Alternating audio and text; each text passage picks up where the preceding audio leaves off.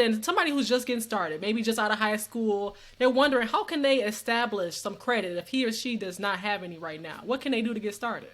So the biggest thing is I'll always look to the parents. The parents can really set the tone for their children. For example, I homeschool my kids. I have 5 kids. I homeschool my kids. They're all 10 and under. I introduced the concept of credit without necessarily tying it to money. So for my kids, it's all about screen time. We're a big tech household. I know you see the headphones. I Yes, got team the tech, different game team tech. systems. Yes. Yes. And one of my jobs in the military was very like I was a cryptologic warfare technician for a little bit. So I'm Really? into computers and stuff like that. And so Look, me too, naturally not my to children interrupt, are. but I'm a software engineer, Mhm. so I love computers. Yes, yes. So like my kids are big. My kids have laptops, iPads, cell phones, that sort of thing. So we're real big on screen time. So for my Nice. children, if you don't, they're assigned a certain amount of screen time a day. Once 9 o'clock hit, that's it. Now you do have the option to borrow screen time, but I that's love going it. to require more of a sacrifice from you. So you're going to have to Yes. do additional chores. Now, if you make this agreement to do additional chores and you don't do it, then you're going to lose hours with your screen time. Mm. So instead of getting 10 hours, you'll get 9 hours for a week, all because you missed that payment. And if you can keep doing it, if you keep not doing your chores, then your screen time will go lower and lower and lower until you don't have any. And which I is the same love it. concept with credit. And so by introducing this concept to my children early, this allows them to understand the principle behind debt, behind credit, behind, credit cards and the obligation of, honoring these agreements that you make with people. So, it's very important that you educate your children first before they even have the opportunity to build that credit. You want them to really understand the seriousness of that decision and that responsibility. Now, as a parent, you also, you want to give your kids a leg up. Even if you didn't have it, you want better for your children. So one way that parents can help their kids get, develop good credit is by putting your child on as an authorized user for your credit card.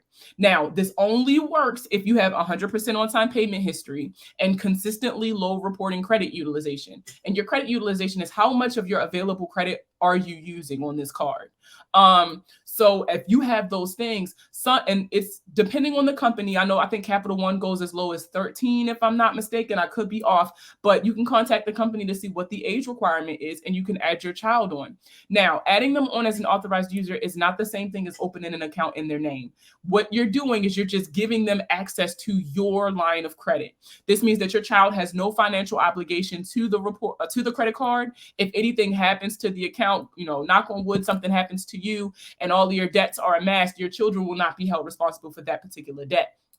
Now, again, if you have late payments, if you consistently have high balances, this is not something that I would suggest for you. I would say maybe get a separate card and maybe do it with that separate card if the card that you have does not have that history attached to it. But adding your child on as an authorized user is probably the number one way to help your child establish credit prior to them graduating high school.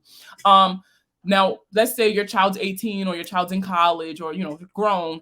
What kind of, or maybe you're one of those who are immigrants. I see this a lot with people who immigrate to the United States. They don't have credit where they're from, so they really don't even understand how to get started. The biggest thing you need to understand is that you have to use credit to get credit. So secured credit cards. I know a lot of people be like, I don't do secured cards. Those balances are low. I'm not putting no deposit down, but you got to get what you got to get. Start somewhere. I get that you want the Amex and you want the no limit credit cards, but you have to start somewhere. And Yes. a lot of people need to humble themselves. You walking around here and your credit score match your shoe size, you can't be out here thinking you about to just be balling out with a gold card. That's not how it works.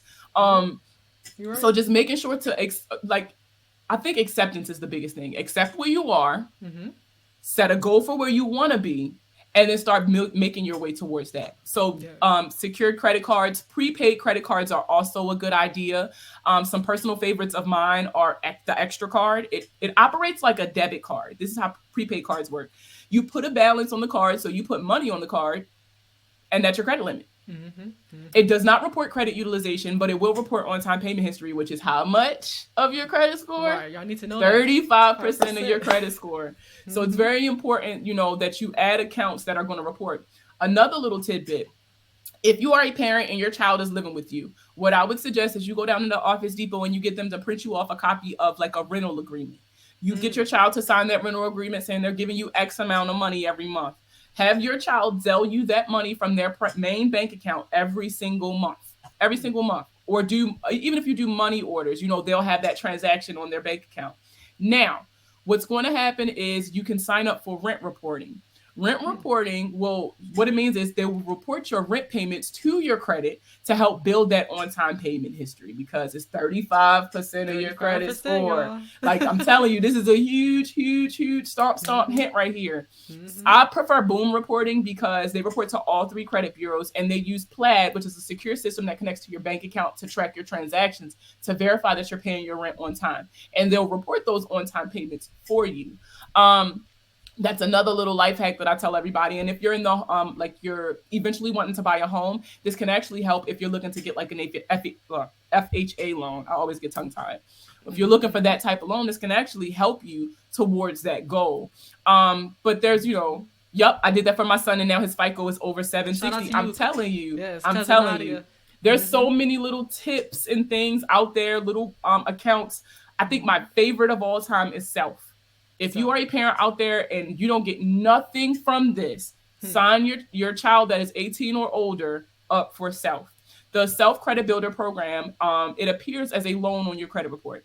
When you go into the website, you pick how much you want to pay and for how long, up to 24 months, and you'll make that payment every month. And every month, it'll report that on-time payment history on your credit report. However, once you're done paying the loan, if you pay it off early or at the end of your term length, what ends up happening is you get a direct deposit or a paper check in the amount of the money that you actually paid into the program. Because instead of a loan, you're actually paying into a certificate of deposit.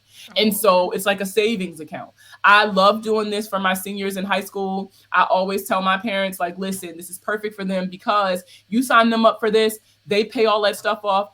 All you have to do is make 3 on-time payments and have at least $100 paid into the program, and you qualify for the Self credit card. So it's like you got this loan history, and now you even got your first little credit card. Right. You see what I'm saying? Because even though, signing them up as an authorized user is a huge thing, but when it comes to going out in the world and establishing creditworthiness, lenders want to see that you are financially responsible for accounts that you have an obligation towards. You can't build an 850 solid credit profile on just being an authorized user. So it's definitely important that you get them their own accounts as well. But just not until you feel as though they're ready to really handle that responsibility.